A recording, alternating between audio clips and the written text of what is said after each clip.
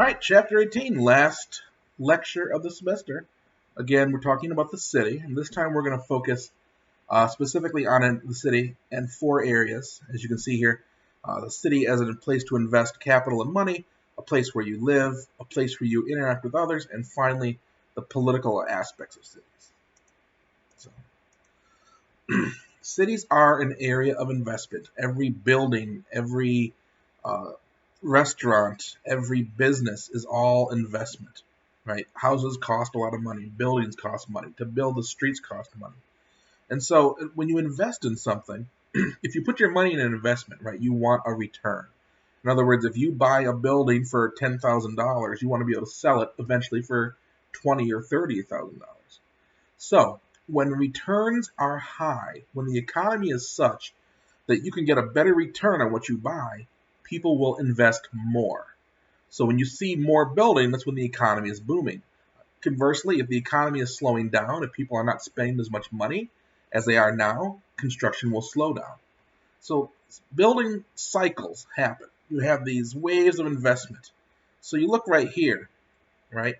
Demand and supply. So let's look at houses. If you're in a city and there's not enough houses, right, for the people that live there, in other words, demand is really high, that's going to drive, supply. If the amount of houses is not enough for people, that'll make houses more expensive because they have to compete against each other to buy a house. And so demand will be very high. If demand is high, supply will catch up. And so you see these two kind of follows pattern where you start having this increasing this peak. Demand always peaks first. And here's why. Let's take Chicago right now. There's a lot of people moving into the city, for instance. Let's just say that's the case. As more people move into the city, there's a greater demand for housing. So builders invest money. They build big, huge apartment buildings, new complexes, more houses, and the supply goes up. At a certain point, as they're building more and more houses, demand is met. There's enough houses now for everybody. And so demand begins to drop off. But what happens is supply keeps on going. It takes a little bit while for supply to catch up. All of a sudden, there's more supply than demand, and people aren't getting as much investment.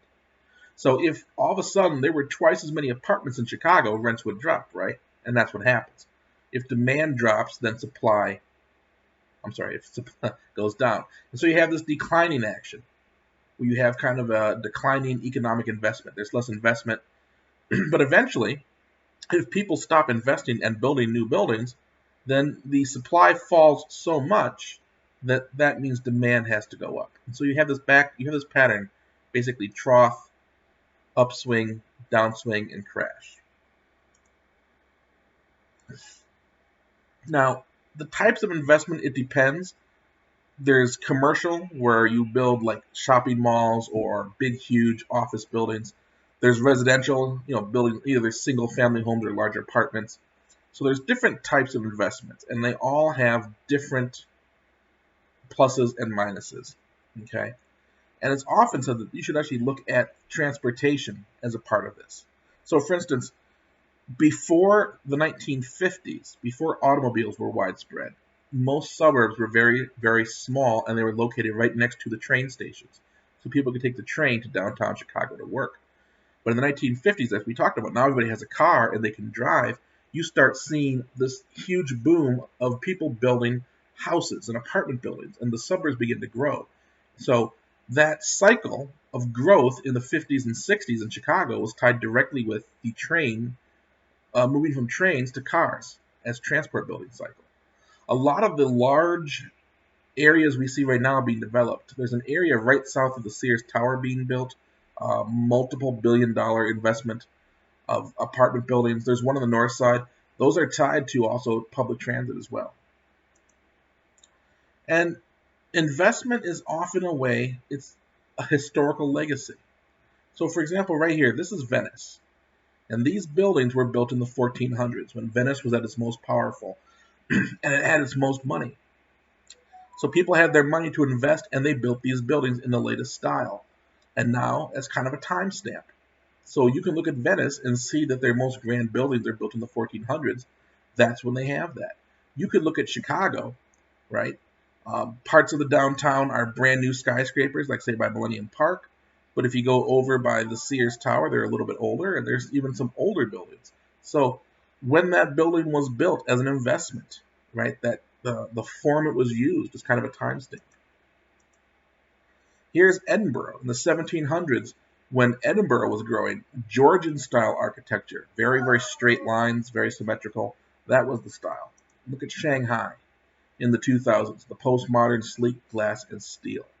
So this just kind of tells you when these buildings were being built, when there was a large amount of investment in that city. Now, the one thing we all probably have in common here is we all have the city as a residence. We all live in the city. So when we live in the city, we have housing, right? What type of housing do we have? How is housing produced? There's a couple kinds. First one is the individual context. Somebody hires an architect to design a home for them. Now, this is very expensive because it's to hire one architect to design a home one-off for you. It's like going to have a car built just for you as opposed to picking one at the dealership. Or going to a tailor to have them make you a suit as opposed to going to, Marshall Fields. So usually what happens is they end up being very influential. Here's a great example. This is a suburban ranch home from the 1950s. Very common in large parts of America. Kind of low slung, one story. You've probably all seen these, right? Here's another example. Very common. Now, look at this one. This is the Roby House, and this is in the south side of Chicago. It's actually right next to the University of Chicago in Hyde Park. And let me go back. Take a look at that, right? And take a look at that and that. Very similar, right? Very low slung. When was this built, do you think, if you had to guess? Right? Would you believe this was built in 1906? So this was designed by Frank Lloyd Wright. The Roby family wanted a house. They hired him to design it, one-on-one. And he designed what he called the prairie style. Notice it's very low to the ground. It's very horizontal, lots of brickwork, lots of woodwork. And it's his interpretation of a Native American style of housing. And this was so influential in 1906 that by the 1950s it was used all over the United States. Another way we do that is the institutional contract. So a government or an institution will basically contract somebody to build a huge building and rent them out or sell them. Sometimes we see this as public housing, or sometimes we see this as a large apartment building. Maybe it has a mix of public and private housing, or it's all private. These are actually on the south side of the loop right here. So that's going on right now. Closely tied to that is speculative building. So here's that area I was talking about. This is the Sears Tower. So Chinatown will be right here. This area is being built right now. It's called the 77. It's billions of dollars of investment.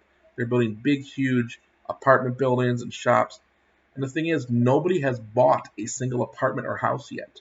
What happens is the builders are speculating. They're basically betting that the money they invest here to build this brand new neighborhood, they will make back when they sell because there's enough demand. So we'll see. I mean, this is kind of what they're hoping that it's going to look like. The most common one around the world, actually, is the self-build housing.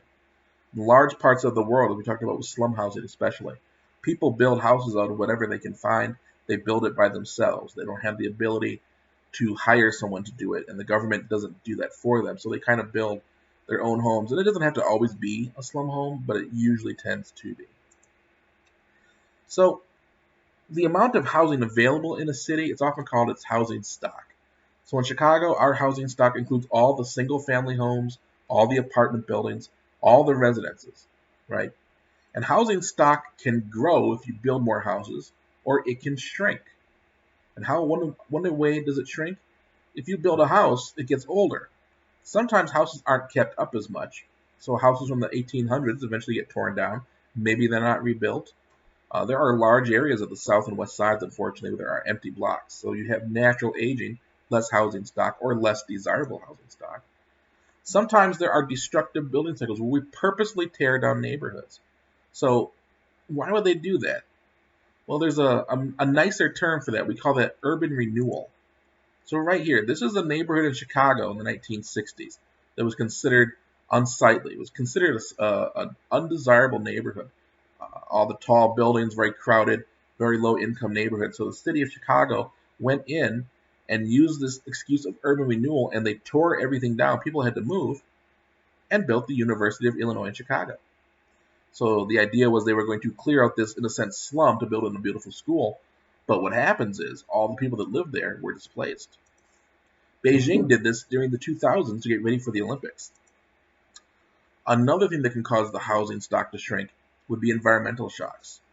So in Haiti in 2010, they had a very strong earthquake, which basically leveled large parts of the city, destroyed many residences, which took a long time to rebuild. And as we saw in the video about Hurricane Sandy, right, all those houses that had to be rebuilt. So when the supply of housing, how does this city meet this demand? Well, one of the ways they meet it is by public housing. So cities or countries will invest and build public housing. In the United States, we've leaned against that and we've gone to privatization. So, for instance, we no longer have large housing projects in Chicago like we used to. You don't see large blocks of apartment buildings. In most of the United States, government has gotten out of housing and they'll actually privatize it, or they'll basically give people a voucher they can use to pay rent at a privately owned residence, as opposed to owning the residence and they pay rent to the government. That's what happened in the United States. In Europe, it's a much different theory. Europe has a much different idea of social housing.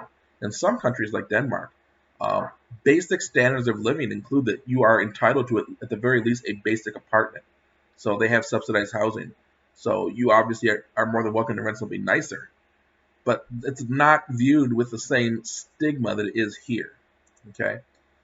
And then, of course, in the United States, the big difference here is private renting. This is a much more prevalent in the United States, where somebody owns a residence and rents it out. Either they own it themselves or a corporation owns it. And you have the landlord-tenant conflict, right? So the landlord owns the building, wants to extract as much rent from the renter who wants to pay as little rent with the most value. And so they're always kind of negotiating, right? You're always looking for the best deal. And then the last part of housing supply is if you don't rent, if you actually own. Owner occupation or home ownership. This is unique in the sense that it is only a major factor in very rich countries. Most countries do not have a high level of home ownership. It's very expensive. For most people, the home is the most expensive thing they will ever own. You also, because it is so expensive, right? A lot of governments actually want to encourage home ownership. They feel that people who own their own home have a much more involved stake in maintaining their neighborhood.